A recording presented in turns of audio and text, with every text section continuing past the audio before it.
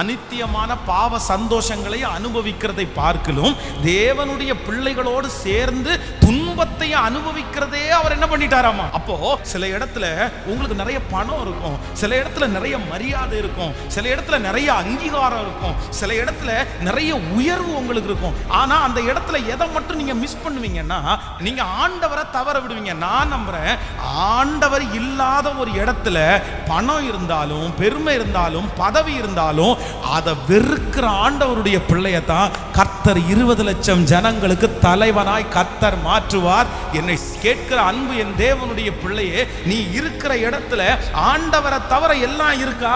நான் நம்புறேன் அந்த இடம் உனக்குரிய இடம் அல்ல. ஆனா அதே நேரத்தில் ஆண்டவர் அந்த இடத்துல இருக்கிறாரு. வேற எதுவுமே இல்லைன்னு நினைச்சாலும் கர்த்தர் அதே இடத்துல உன்னை அலங்கரித்து பலப்படுத்தி உயர்த்தி உன்னை மகிமையாய் கொண்டு வருவதற்கு வல்லவராய் இருக்கிறார்.